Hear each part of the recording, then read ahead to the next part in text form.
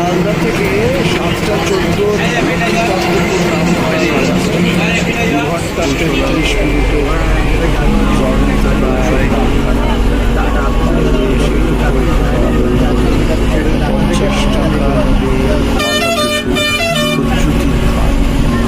আতানিয়া দেওয়ানিয়া নদী পেরিয়ে পৌঁছে যান হুজ্জুতির ঘাট। এটা 7 মাইল দিয়ে ঢুকতে হয়, 10 মাইল দিয়ে একটি রাস্তা আছে যাওয়ার মৌসুমে। শেষ 2 কিলোমিটার রাস্তা সত্যি খুবই খারাপ, কোথাও সারানো হয়নি। 2024 দেখে পৌঁছে যান হুজ্জুতির ঘাট পার হয়ে, দিকটা পার হয়ে 5 টাকা ভাড়া। বাইরের টুরিস্ট পেলে এরা অনেক সময় 10-15 চেয়ে বসে। পরে স্পেশাল নৌকো, এটা সময়ের নৌকোয় যান, প্রয়োজন হলে পৌঁছে যান মৌসুমী দ্বীপ।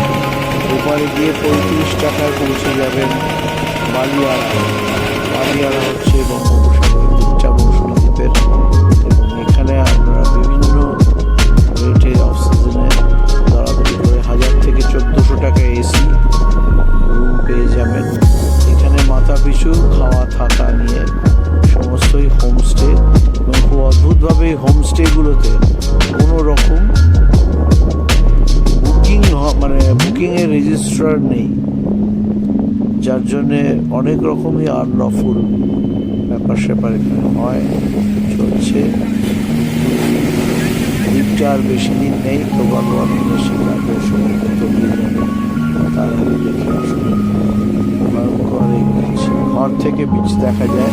আমরা ছিলাম দীঘা বালিয়াড়া বিচ ক্লাব, দেখতে পাচ্ছেন সন্ধ্যের দৃশ্য।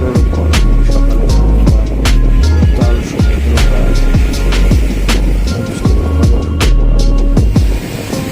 দেখে এখন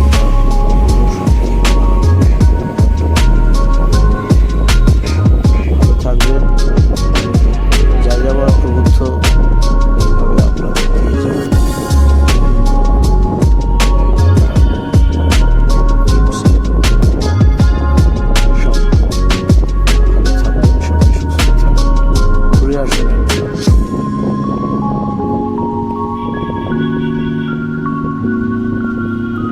ফিরে এসে আমরা কচুবেড়িয়াতে একটি রাত থাকি। দেখুন পূর্ণিমার রাতের, বুড়িগঙ্গার উপরে পূর্ণিমার রাতের দৃশ্য।